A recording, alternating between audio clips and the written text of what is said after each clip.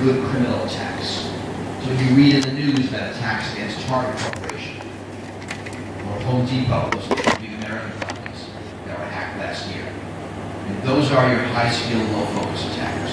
The attackers are criminals. They don't care about the target, but they want credit card numbers or financial information, things they can use to commit fraud. When low-skill, high-focus, that's your targeted attack. Spear phishing would be an example of that. High-skill, high-focus, that's APT, that's Advanced Persistent Threat. And the key difference is how the defense has to operate. Against a low-focus attack, security is basically relative. And if the attacker is a criminal who doesn't care which network he breaks into, just wants a big pile of credit card numbers, if your security is better than average, you're going to do okay. And the attackers will go after the easiest targets. But against a targeted attack, think of the Sony attack. The North Korean government wanted Sony. It didn't matter about Sony's relative security. What mattered is their absolute security. Are they better than the attackers? And what we know about security right now is that attack is easier than defense. A sufficiently funded, skilled, motivated attacker will always get in. We know this. If you know anyone who does penetration testing for a living, or if you do penetration testing, you always get in. Attack is easier than defense. And this is really important, because now we have a class of attackers that we don't know how to defend against, that we cannot prevent. And the question is, how do we deal with that? A lot of this is politically motivated attacking. And by politics, think very broadly. Think against governments, against corporations, against institutions, against individuals. So we see this as politics. So you'll see US versus China, you'll see India versus Pakistan, you'll see Israel versus the Arab states, Russia versus the United States. You know, I think of it largely as kids playing politics. That it's not government sanctioned. Sometimes it's government approved or at least tolerated. In the case of China, this is a big example of that. You will see that in the United States during elections, not candidates, just people supporting the candidates. Some of this is called hacktivism, hacking activism, but I think it's broader than that. There is a lot of IP theft, people stealing trade secrets, breaking networks and stealing trade secrets. A lot of that happens from China into the United States. You see other countries as well. But traditionally, the industries of pharmaceuticals and aerospace have had a lot of corporate data theft by rival corporations. So a lot of this has gotten more sophisticated. I mean, cybercrime is more sophisticated, it is bigger, it is better funded, it is more international. And the way I think of it is that cybercrime has really matured as an industry. That there is an entire supply chain, from stealing a credit card number to turning it into money to laundering that money and then getting it out of whatever institutions it is. And you as a criminal can slot yourself in wherever you fit. I mean, this is becoming increasingly common. The third trend, and this is the last one, is that we're seeing increasing government involvement in cyberspace. When cyberspace first was invented, it was very much government-free. The IETF, the Internet Society, we're all able to operate with impunity. And that's changing. There's a lot more regulation. There's a lot more government involvement in standards. There's a lot more government attack and defense. That we're just not seeing a world where the Internet will be left alone anymore. The Internet is very much embedded in national policies. And you see this in countries all over the world. And not just the US, not just the Western world, but everywhere. And countries are looking at the Internet either as a political tool, where you have countries that have very strong censorship regimes. that are trying to control how the internet is being used. You have countries using the internet for attack against each other, against their own citizens. And this is turning into a really big thing. Countries are worried about critical infrastructure, and their critical processes on the internet. And we're seeing, I think, a cyber war arms race. The major countries are building cyber attack capabilities, in some cases using them. Right, a couple of months ago, we had China attack GitHub, which is kind of incredible, but that's the thing that happened. And I think this is also going to be increasing the economy. So those are the trends. Now I want to talk a little bit about the economics of security, and then I'll take questions as we get on the stage. So I think economics is very important to understand how security works, especially IT security. And there's a lot of things that happen in IT security that only economics can explain. So I have 4 pieces of IT economics. The first one is the notion of a network effect. You've all heard of Moore's Law. Okay, so there's a lesser-known law called Metcalfe's Law. What Metcalfe's Law says is that the value of a network equals the square of the number of users. What that means is the value of a network increases as the number of connections increases. Not the number of users, but the number of connections. And you know this is true. When 1 fax machine is useless, 2 are boring, 1,000, you've got something interesting. But the more people on a network, the more valuable your network connection is. It's true for fax machines, for email, for Skype, for PayPal, for Facebook, for all of those things where the number of people on them gives you value. And that's a very important way of thinking about networks. It tends to mean that single players tend to dominate. Facebook is big because Facebook is big.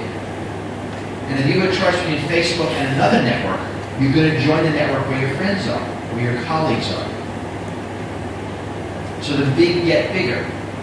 eBay, same way. It's an auction site, but being the big auction site, that's where the buyers go, which means that's where the sellers go, which means that's where the buyers go. And network effects are really important to understand. They mean there's going to be a single dominant player. The big will win. It's also a little bit true for virtual networks, the network of Windows users, the network of Linux users. And the more people on the network, the more cool stuff happens on the network. That's the first piece of economics. The second piece of economics is the notion of high fixed costs and low marginal costs. Whenever you make something, there are 2 sets of costs. There's the fixed cost to design the product and the marginal cost to make the thing. Right, so for this bottle of water, most of the cost is in the marginal cost, producing the bottle. It's not a lot in the design. In IT, it's the exact opposite. And most of the cost is in the design. The cost of each additional customer is very small. And so the first copy of Microsoft Windows costs, and I'm making this up, $20 million. The second copy is free. And all the costs are in the upfront fixed costs, and the cost of the individual pieces are relatively low. And on another area that's true is movies. And all the costs is in the upfront production, not in the making of the DVD or the downloading of the Netflix. And when you have markets where they have these very high fixed costs and very low marginal costs, it's very powerful to steal the results of the development. And this is why pirating a movie is such a powerful attack. And pirating this bottle of water is kind of dumb. Nobody would bother doing it. Pirating a copy of software. Because you're stealing the fixed costs. So you can make money by only charging the marginal costs. And some years ago I was in Hong Kong and they were selling software basically at the price of making a DVD. This was about 10 years ago before you had internet distribution, which is even cheaper. Another area this is true is pharmaceuticals. And most of the cost of making a new drug is in the development, and very little is in the cost of making the individual pill. So you have a lot of theft in that industry. Much less so for automobiles, where certainly there are design costs, but most of the cost is in making the physical object, making the car. So you have much less IP theft in that industry. And vendors can use this. The fixed cost can be used as a barrier to entry. And once Google maps the entire planet with Google Earth, that's a barrier to anyone else doing it, because they can now lower the price because they already spent the fixed costs. The third piece of IT economics that's relevant is the notion of the switching cost. Now, the switching cost, the way to think of it, it's the cost of switching to a competitor's product. Now, sometimes switching costs are low. And if I drink a Coke today and I don't like it, I can drink a Pepsi tomorrow. So switching cost is zero. Compare that to my cell phone. And I use AT&T, it's a US cell phone company. If I don't like AT&T today, I'm probably going to use it tomorrow. Because the cost of switching my cell phone plan is high. In IT, switching costs can be very high, especially in corporate products. Because it can mean retraining staff, rewriting applications, converting data. Switching costs is also pretty high for consumer products sometimes. Let's say you don't like Gmail and you want to go to a Hotmail account. That's not a cheap process. You have to figure out how to move your mail or abandon your mail. You have to tell everybody your new email address. Now, what this means, and this is very important, that the higher the switching cost is, the more a company can annoy their customers before they'll leave.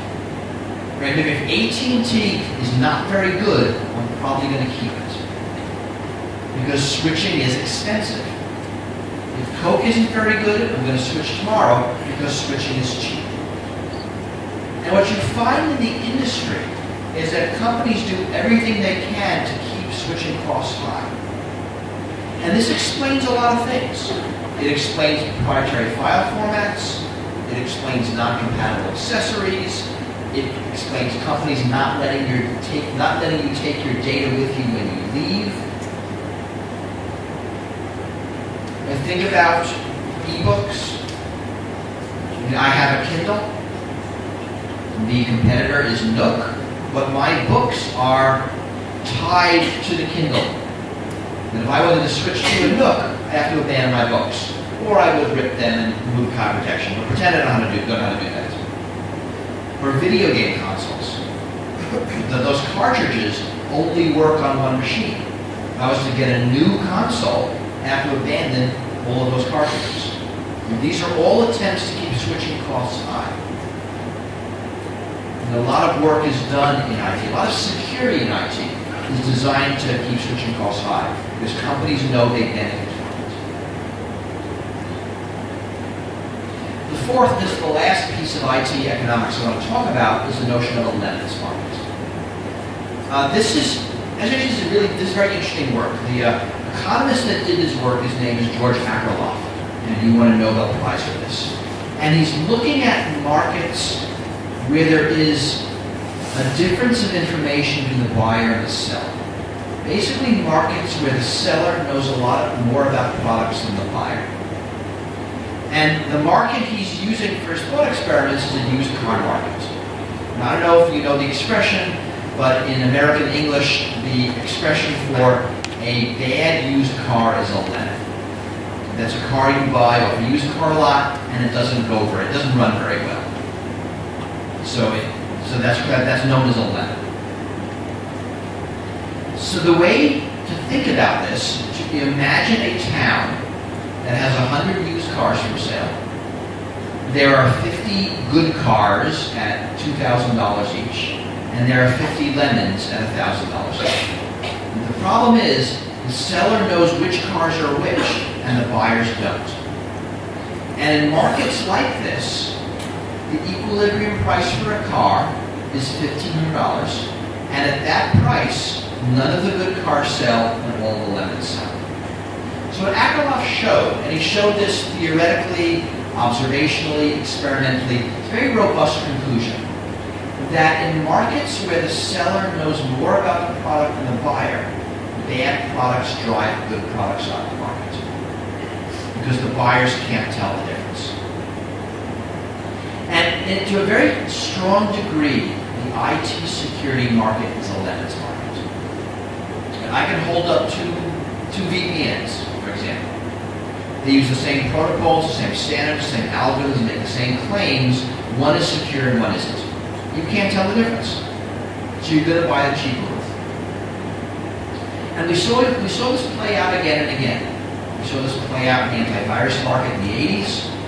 We saw this play out in the firewalls market in the 90s. We saw this play out in the IDS market in the 2000s. That the products that win are not the best products. They're the most popular, the easier to use. So again, what Akerlof is saying is that IT security is a lemons market. And this makes it hard. This is actually a very difficult thing for the industry. And what buyers do is they rely on something that economists call signals. Now in the United States, in the used car market, a common signal is a warranty. So the buyer says, take the car home, drive it for a month. If you don't like it, bring it back and give me your money back.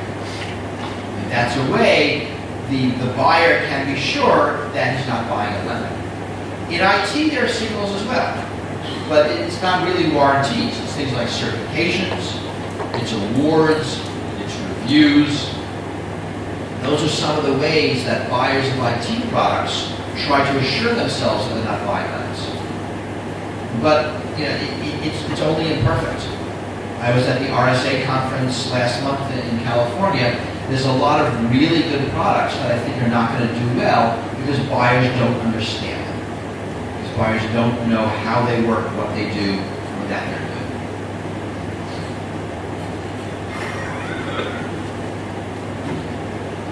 So that's what I wanted to talk about today. I'm happy to take questions about anything. I'm here, right? I come here often. It's the first time. So I see a hand in the back. On Lacey, you back? Question is there a microphone? Is the microphone is heading your way? I'm going to grab some water while the microphone is heading your way.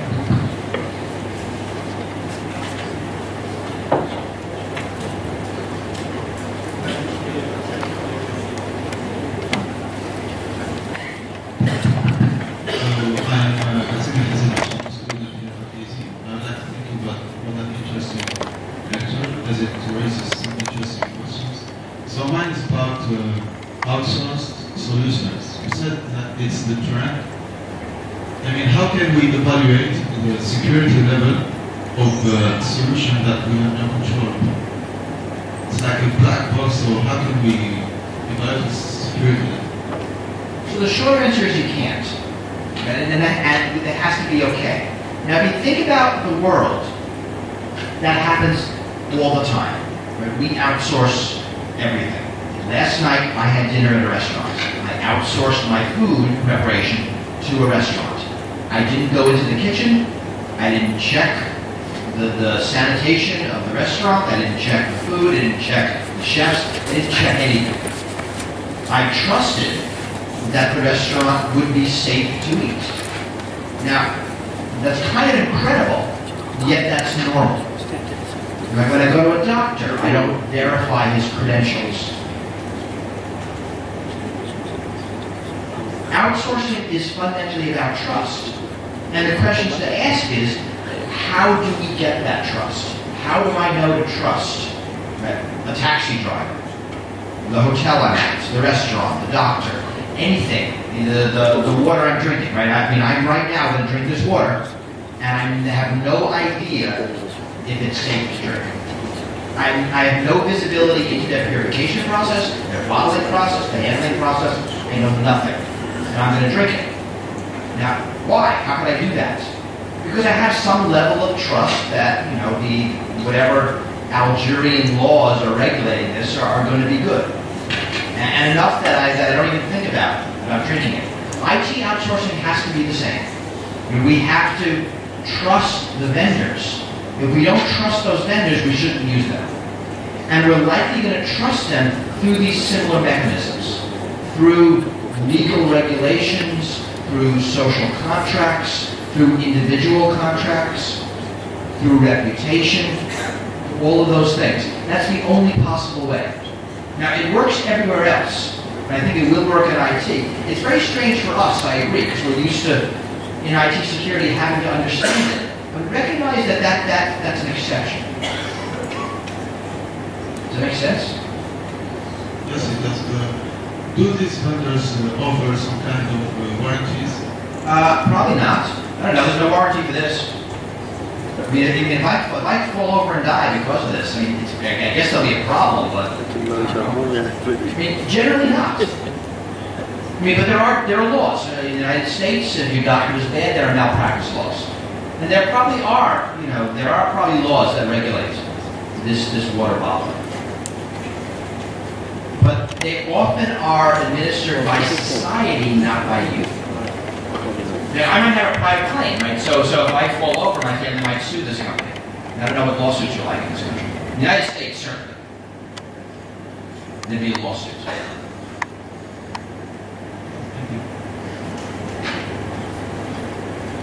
I should just fall over so you can...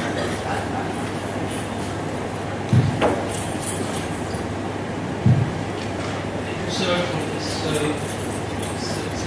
lecture. I'd like to go back to the beginning of your presentation and say that control over data. So losing control over data is something that is not as new as we can imagine. It started with the beginning of networking. And when we read cryptography books, we learn that when we suspect losing control over data, we have to encrypt data and keep the keys secret. So when you say that this is a new trend, are you putting doubt on the reliability of cryptography, or saying that service providers can have computation capacities that allow getting inside encrypted data? So the problem is that encryption doesn't work. Encrypting your Facebook data doesn't make any sense because other people can't see it. The reason this is different is not that we're putting our data somewhere else for storage. So we're putting our data somewhere else for there to stuff to be done with it. And when you do that, it's not as simple as just I encrypt it and keep the keys. Right? I'm not going to encrypt my Gmail because I want Google to sort my mail and search my mail and do all of those things that makes Gmail useful. And Facebook is a great example. If I encrypt my data on Facebook, no one else can read it, so why am I bothering being there? The whole point of these new cloud computing systems is that the cloud provider is doing work. It's not just Dropbox. Dropbox is easy. Sure, I encrypt my data, I'm done. That's not cloud computing, that's cloud storage. Cloud computing means I expect them to do stuff. And that makes all the difference. As soon as I expect the cloud provider to do work with the data, I can't encrypt it. And even something like Flickr, where I might put my photographs, I want to share them with my friends, I want other people to see them. It's not just I'm going to use Flickr as an external hard drive. I'm using it as a cloud computing service. So I think that's the difference, and that's what's new. I mean, yes, it is as old as networking, right? No doubt about that. But as networking has gotten cheaper, it's become more common.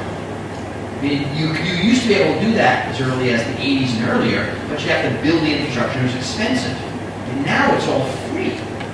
And I can put my photos up on Flickr, and nobody charges me anything. Or I can put my videos up on YouTube, or my writings up on Facebook, or LinkedIn, or wherever it is. I mean, I use a blog, but in a lot of ways, I'm archaic. Most people don't bother. They put their stuff up on some cloud blogging platform. Maybe they're using Medium. Maybe they're using LinkedIn. Maybe they're using Instagram. I don't know what they're using. But in those cases, I can't rely on encryption. And how about homomorphic encryption? Is there any developments that make it a new trend to secure outsourcing data? So the short answer is no. For those who don't know, homomorphic encryption is a way to use it to allow third parties to operate on your data while it's encrypted without decrypting it. It is right now a mathematical oddity. It does work in very, very limited circumstances for very simple things like comparing two things, but not for real arbitrary computing. My guess is it'll never be feasible, and never as in actually never. Certainly not within decades. I mean, there's some fundamental mathematical advances that have to happen. I'm not even sure they're possible. My guess is no. So homomorphic encryption isn't going to solve our problem. I mean, there are other ways. I mean, companies like Rackspace are trying to experiment in ways they can isolate parts of their computing environment to let you have access at it in some encrypted way. But then, if still, that is not interacting with the rest of the world. The reason is the interaction. That's what makes this hard. Use Facebook as the example. You can't possibly encrypt your data because the whole point of Facebook is to share your data. Thank you. I have a question. I agree with you when you say that we have to live in danger and we have to trust all because it's our life and our work. Okay, but when our intimity and privacy is exposed, we can accept this. If it is in the level of a country, for example, for fear from terrorism, for example, and the government, for example, takes some do this for this purpose. We accept it. But when, for example, when we are in smallest area, for example, in our institution, and in this, we know that our emails could be seen by, for example, dual masters, and then, so this affects our manner. This is the question. So I agree with all of that, and that's certainly very true, and something we have to deal with. I just wrote a book on that topic. So people who don't know, I published a book 2 months ago called Data and Goliath, which talks exactly about this, the notion of surveillance, both corporate and government, and what to do about it. I agree this is an enormous problem, but I don't. Largely, it's a political problem, not a technological problem. But yes, you are right. We need privacy assurances. We need assurances about the integrity of our data, who's looking at it, under what circumstances. This is, I think, vitally important for society and something that we, as a world, need to figure out. So I agree with all of that. I don't have any easy answers for you. That's yes. So it's obvious that we have to accept this, as we do not accept, for example, video surveillance. It's obvious. I agree. I agree. We should not accept it. Yes, that is correct.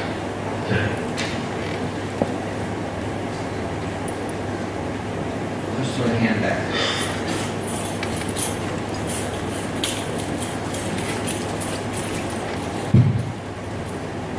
Good morning, sir. Welcome and thank you for the interesting lecture. So, as you have said, today the network is getting more and more common and more used by people.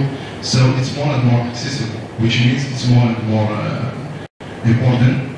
In other words, today it's more and more vulnerable. So the race between the evil forces and the good forces, if we can say, is getting more and more serious, and the gap is getting more and more small. So will there be a day when the evil forces take control over it all, and what can handle them back from crushing it all down? So I think you're right. And these are trends to watch. And I also don't have an answer for that. I think that's a very reasonable fear and a possibility. The question is, what are we engineering, and what are the laws allowing us to do? So yes, that's right. And the gap is narrowing, and in a lot of ways the gap's overlapping. The notion of good and bad are very fluid, and it often depends on where you're sitting. There are, in the United States, there are debates about what is considered a good part of the internet and what is the bad. And I will disagree with other people on those answers. So yes, you are 100% right, and this is an important trend.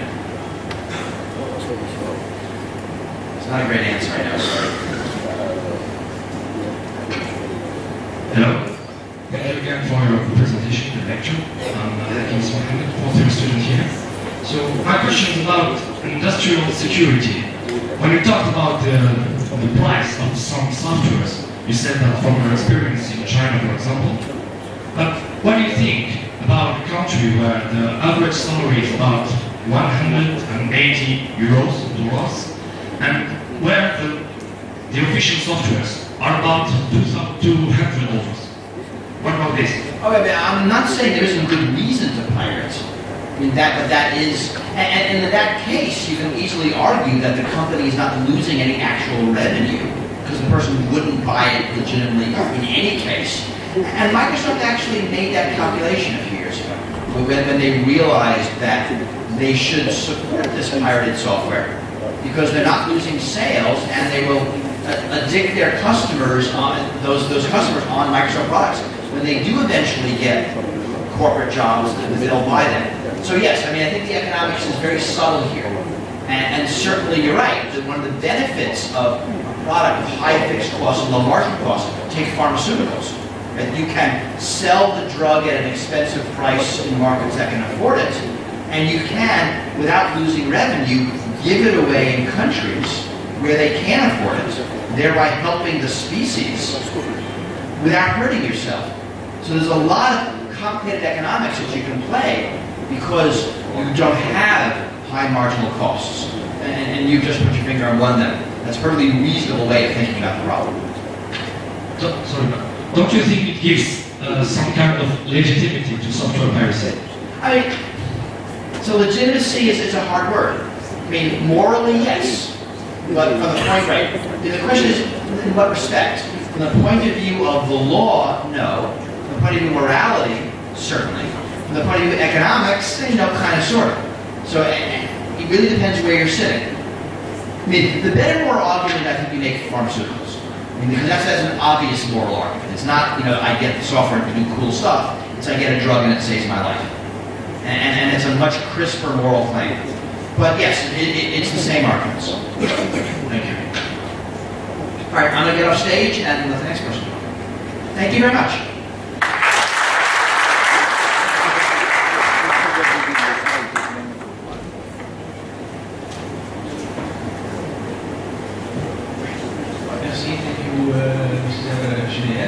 Nous allons passer à la deuxième conférence qui sera animée par M. ELIT, expert conseiller auprès des sociétés et institutions au Canada.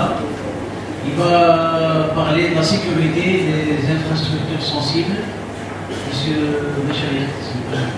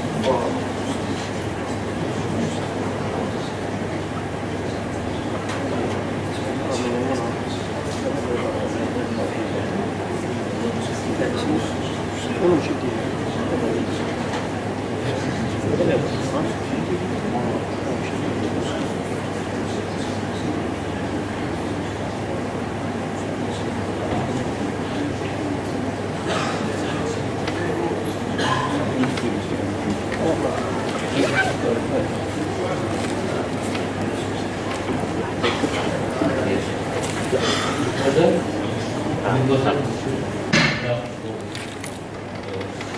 donc, quelle notion que je suis ici?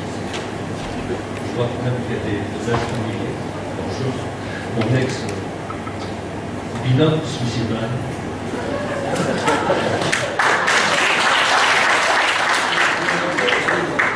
Donc c'est avec un peu d'émotion que je suis ici aujourd'hui. Je fais un bref passage aussi. C'était le C.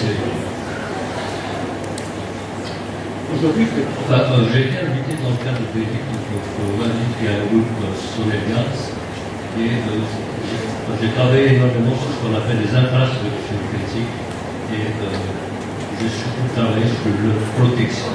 Donc on va parler d'infrastructures critiques et la protection de ces infrastructures, ainsi que les menaces auxquelles elles sont soumises. Comme on a un peu de temps, je vais passer très vite sur certains sujets. L'agenda est suivant, on va parler de normes qui régissent le secteur, de l'architecture, ainsi que les menaces qui existent. La portée sera essentiellement axée sur les centrales électriques et nucléaires, mais du côté de transport et production. En Amérique du Nord, toutes les infrastructures critiques concernant l'électricité sont interconnectées, que ce soit aux États-Unis ou au Canada. Toutes sont interconnectées et communiquent. Chaque État et chaque province est régie par des lois concernant le... Enfin, il existe une autorité qui régit l'énergie locale et fédérale. Chaque opérateur est assujetti à des lois fédérales et provinciales. Pourquoi j'en parle? Parce qu'en termes d'architecture, quand on fait une architecture sécurité, on doit respecter certaines lois, donc des lois locales, des lois provinciales, des lois fédérales, des normes, des règlements et des normes locales, des normes propres à l'entreprise. On va parler des normes qui sont spécifiques à ce secteur-là. On en a plusieurs en fait. D'abord, on utilise ISO 27002, ISO 27001, la gestion de risque avec ISO 27005.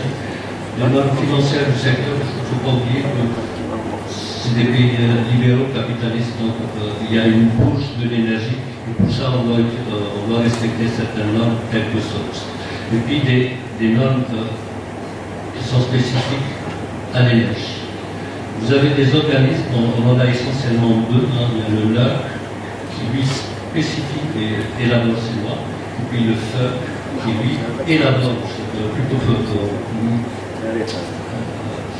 comment dire, il approuve ces normes et les fait appliquer.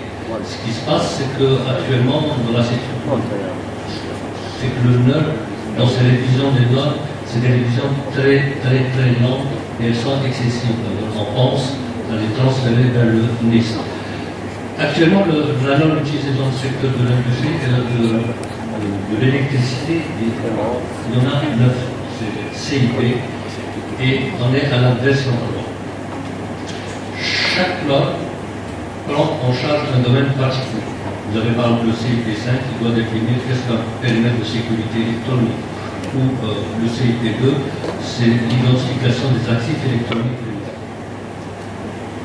Les normes sont structurées de la manière suivante. Il y a toujours une introduction, des exigences qui sont émises, des mesures qu'on doit prendre et les conformités par rapport au secteur.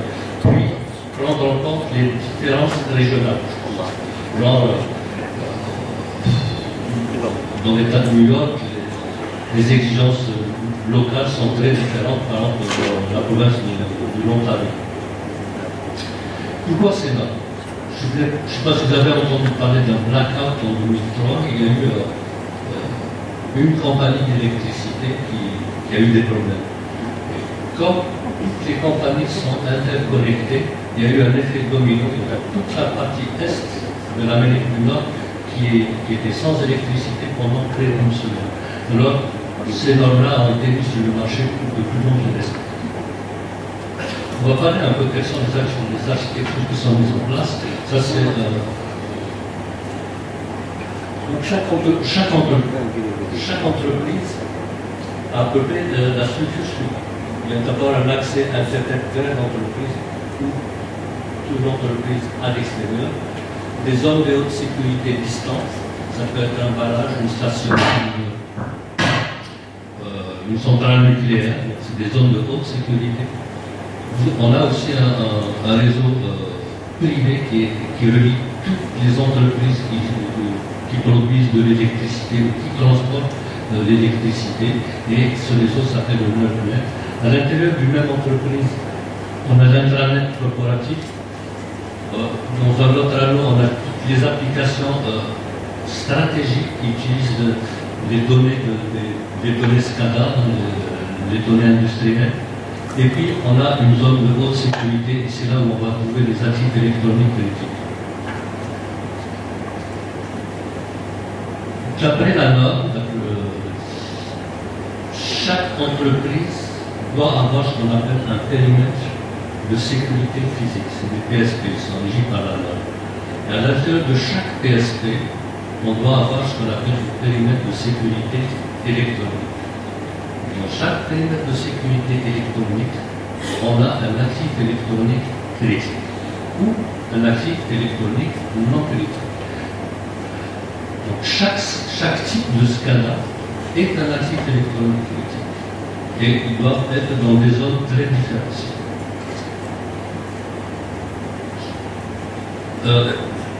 Les technologies, les produits qu'on utilise, je ne veux pas trop en parler, je ne suis pas très orienté produits. Toutes les technologies sont doublées et différentes. Elles sont mises pas capables. Quand on utilise un firewall, c'est toujours un firewall de deux compagnies différentes. Elles sont pas capables. Les AIS, les centres sont dans chaque périmètre est supérieur. On a toujours la gestion la zone de gestion qui est en dehors du périmètre physique, c'est-à-dire qui se trouve en général dans l'Internet, et les accès se font toujours par jump point, c'est-à-dire qu'on n'a pas d'accès direct dans la zone de notre sécurité. Maintenant, quels sont les éléments qu'on doit prendre en compte? Tous les actifs doivent être inventoriés. On doit les connaître, on doit les classifier, on connaît une code. C'est des codes pour la gestion des risques. On doit avoir une gestion des configurations, une gestion des incidents, avec tout le processus de incident response. On doit mettre en œuvre des défenses en profondeur, c'est-à-dire en utilisant, comme je disais tout à l'heure, des technologies multiples. Les flux informationnels ne doivent aller que dans un seul sens, c'est-à-dire de la zone la plus sécuritaire vers la zone la moins sécuritaire. Et là,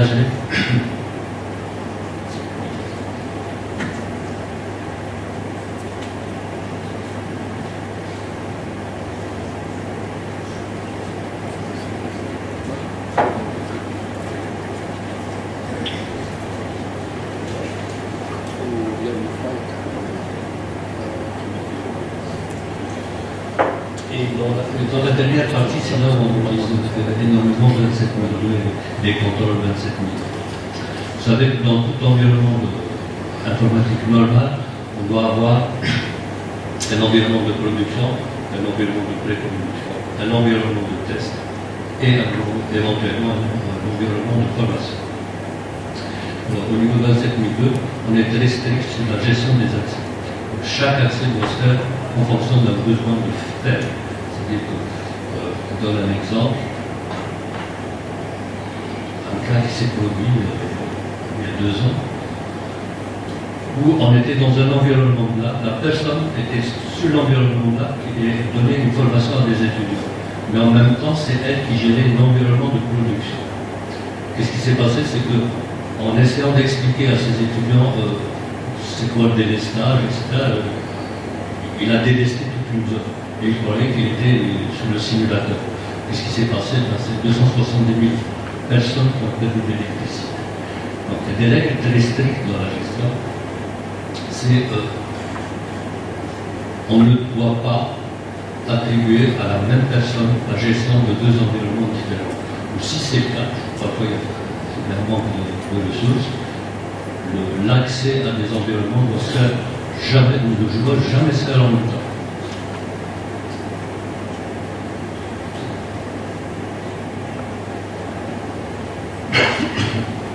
renseignement quelles sont les menaces qui existent sur les infrastructures critiques. Elles sont de type essentiellement interne et externe.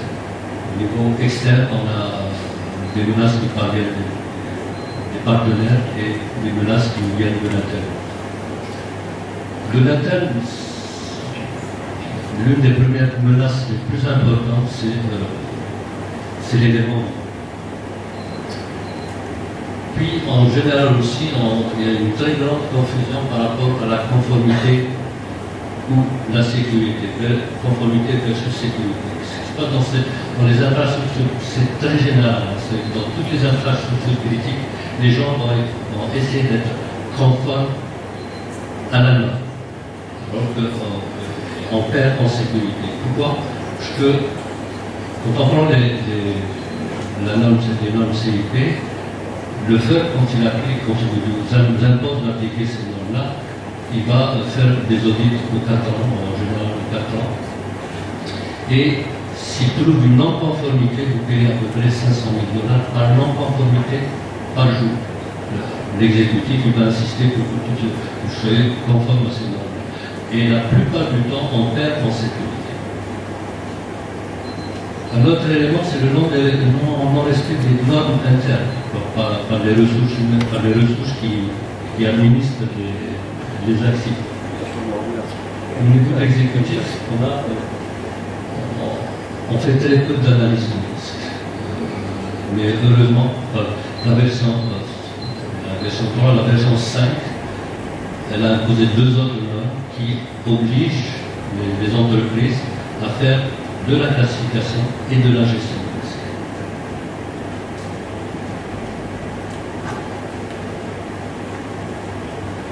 Les menaces par rapport aux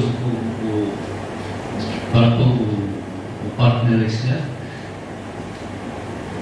les grosses entreprises d'électricité en Amérique du Nord font affaire avec des petits partenaires. En général, c'est les éoliennes. Donc, ils achètent ces produits-là, ils les réintroduisent à l'intérieur du circuit de transport de l'entreprise. Ces petits partenaires n'ont pas de moyens, donc ils n'ont pas les moyens de mettre en œuvre ou de respecter les normes CIP. Et en général, aussi, ils ne sont pas conformes aux normes de l'industrie. Et en termes de sécurité, ce qu'on a constaté, c'est que les normes, il n'y a pas beaucoup d'éléments. Enfin, les grosses entreprises, elles, élaborent des normes au niveau de la gouvernance, donc ils émettent toutes les normes possibles imaginables. Mais il y en a d'autres, c'est vraiment absent, surtout au niveau des petites entreprises. Par rapport à l'externe, donc l'Internet essentiellement, on est confronté à 3 types de menaces. L'espionnage, en général, les APT, je ne sais pas si vous avez entendu parler de ça. Les APT, c'est les menaces persistantes avancées. Le crime organisé, le cyberterrorisme et les cyberterroristes. Par rapport au crime organisé, c'est les ransomware, parfois, il y a quelques ressources qui travaillent avec nous ont été rançonnés. Leurs ordinateurs, leur laptop ont été pris en kidnappé quasiment. Il a fallu payer de l'argent pour qu'ils développent l'ordinateur. Derrière là, c'est pas une blague, il y a 4 semaines. Il y a un service de police d'une ville du Maine où un pirate est entré, il a bloqué absolument tout le service de police et il a demandé $300. La réaction de la police, ils ont payé. Ce qui est bien encore, c'est qu'ils ont payé en bitcoin. Vous voyez un peu ce qui est légal, les gens sont censés respecter la loi, mais lorsqu'il le faut, ils la respectent. Au niveau de l'espionnage industriel, c'est ça, c'est que actuellement, il y a une très très grosse tendance pour l'espionnage de tout ce qui est énergie. Il y a eu deux gros virus qui ont fait des dégâts. Il y a Night en 2009, qui ciblait uniquement les grandes entreprises pétrolières et le secteur électrique. Ils espéraient dans l'extraction des données industrielles soviétiques. Et puis, il ciblait les systèmes scanners, les données d'entreprise. Ce qu'il faut savoir, c'est que il ciblait la cartographie des cibles, c'était surtout les pays du Golfe et un peu l'Afrique du Nord. Il y avait un deuxième chameau en 2012 qui lui a ciblé principalement deux pays, le Qatar et l'Arabie Saoudite. Il faut savoir, c'est que l'Arabie Saoudite, donc en arabico, ils ont mis 30 000 serveurs par an. Au niveau du NUP, ils ont émis un rapport il y a 2-3 ans qui s'inspirait un peu de la théorie de Chinois, où on parlait de high impact low frequency, c'est des menaces qui ont un très fort impact, mais qui sont, l'occurrence, c'est très faible. La probabilité pour que ça arrive, c'est très faible. Et ils ont classifié ces menaces. Alors, les attaques cybernétiques, physiques coordonnées ou non, les pandémies, les perturbations géomagnétiques et tout ce qui est tempête solaire. Vous savez, s'il y a une tempête solaire importante, en général, elle est suivie d'un blackout. Au Québec, en 1971, il y a eu un blackout de 2 jours à cause d'une tempête solaire. Donc, ces classifications nous disaient que ça risque d'arriver, la probabilité est faible, mais il faut prendre ses dispositions. Ce qui se passe, c'est qu'avec les APT, la fréquence est plus faible. C'est une certitude. L'impact est là et la fréquence est haute, beaucoup plus haute.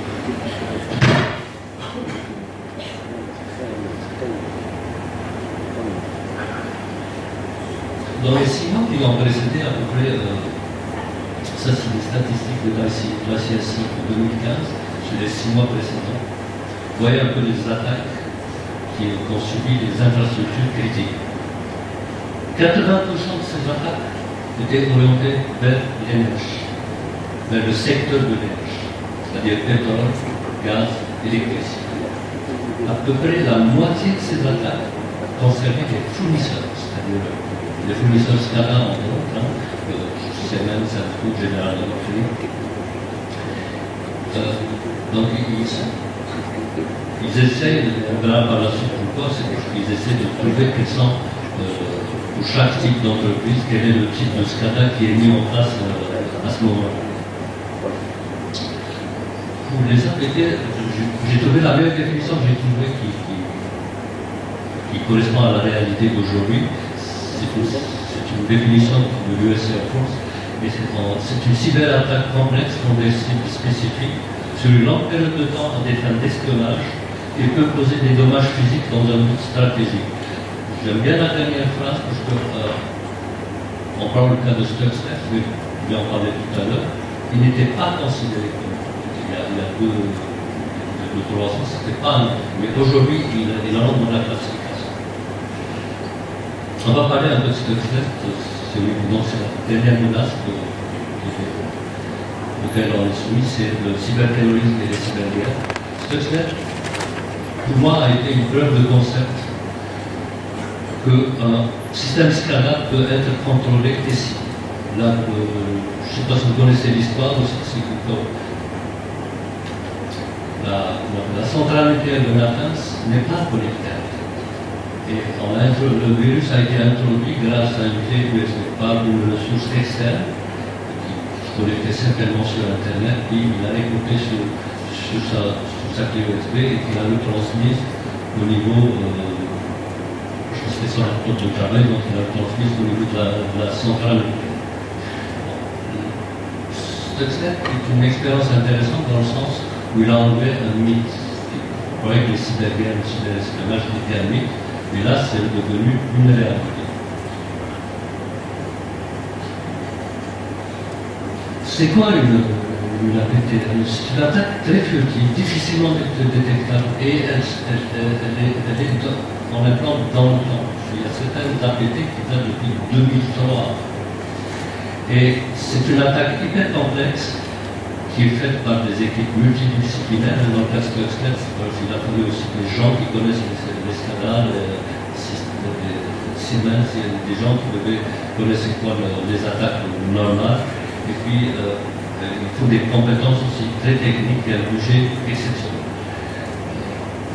Il y a juste 2 ans, je croyais que ce type d'équipe multidisciplinaire ne pouvait être que des États, que des gouvernements. En fait, c'est devenu un peu totalement fou. Et c'est là où on constate un peu la convergence de plusieurs. C'est-à-dire que la cybercriminalité, le cyberespionnage convergent. Ce qui se passe, c'est que maintenant, n'importe qui peut faire une guerre à n'importe quel État. Des institutions privées peuvent attaquer un État ou peuvent attaquer d'autres institutions. Les attaques qui sont élaborées peuvent être vendues sur Darknet. Il suffit de savoir où s'adresser. On peut acheter, je sais pas, attaquer une centrale nucléaire. Ça peut coûter $2 000, par exemple, un prix comme ça. Et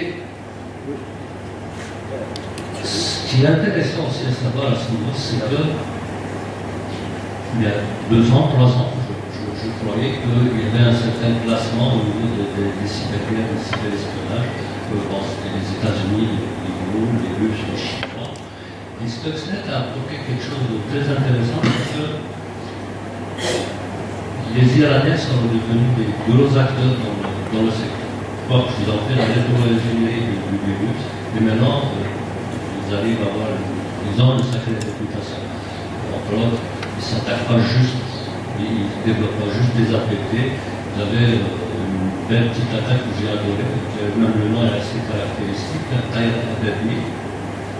Donc, ils ont un vecteur qui s'appelle Everly. Ils s'attaquent aux institutions financières occidentales, mais d'une manière assez intelligente, parce qu'ils avertissent à l'avance, peut-être 6-7 mois, on va attaquer tel banque, défendez-vous. Ils lancent l'attaque, puis ils lancent, ils font des dégâts, ils le sont. Et c'est assez érotique et rigolo. Ils ont fait ça 3 fois, et on attend la 4e.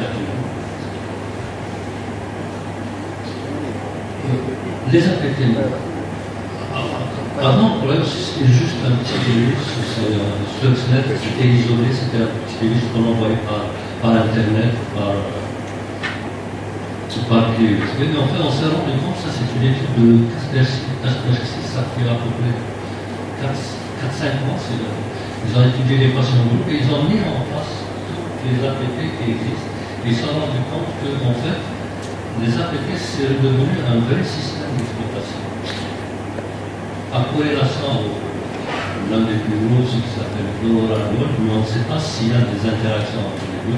L'Oradol, je ne sais pas si vous connaissez, c'est lui, il est spécialisé dans les télécoms, tout ce qui est GSM.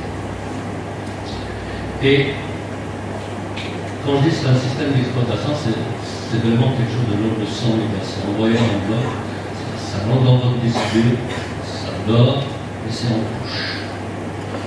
Toutes les couches sont cryptées jusqu'à la dernière, qui est chargée de communiquer avec l'extérieur. Dans les communications des usines, ou parfois en passant par des universités ou par des institutions bancaires, ça se connecte sur un CC un peu plus loin.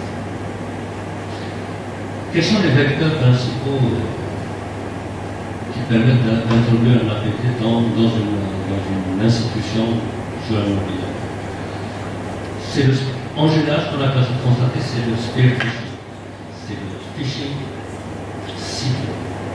Donc, toute une ingénierie sociale qui est derrière, genre LinkedIn, je connais, j'ai un profil LinkedIn, je vais attaquer telle entreprise, je vais faire des enquêtes sur, je cherche l'entreprise X, je trouve 2-3 éléments, j'essaie d'établir toute la chaîne, puis j'envoie un mail ciblé à une personne bien particulière, excusez-moi, avec un nom qu'il connaît bien. Il suffit qu'il clique, puis après tout est apporté le plus vite possible.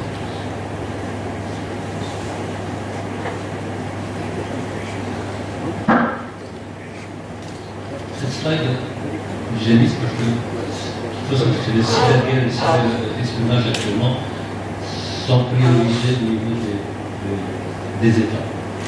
volontaire des États-Unis, donc c'est la protection des infrastructures par rapport aux cybermenaces, de la cyberguerre, elle est classée en 3e position. Donc, quelques solutions, quelques approches. La première approche, c'est vraiment au niveau d'un État, au niveau d'un gouvernement. Il faut qu'il y ait une création d'une agence nationale de ce qu'on appelle les CERT, qui mettent en place les CERT. C'est Computer Emergency Response Team. La deuxième étape, il faut qu'il y ait des lois. Puis après, c'est des approches par secteur. Comme j'ai fait la présentation pour ce moment, donc j'ai orienté mes conseils pour la Sénégal. La première des choses, c'est d'appuyer sur le maillon le plus faible de l'entreprise, c'est-à-dire les employés.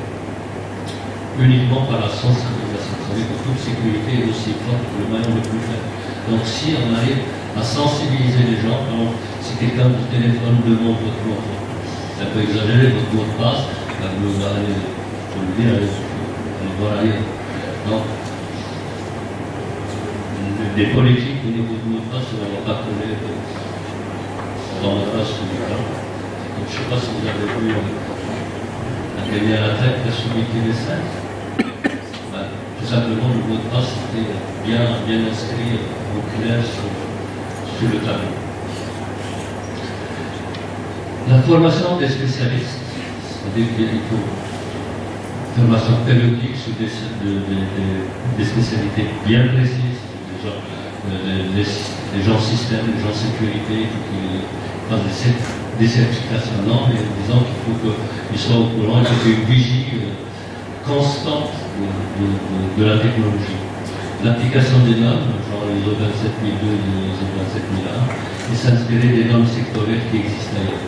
Puis aussi la mise en place d'un secteur au niveau de l'entreprise. J'ai mis un peu cette slide, c'est uniquement pour.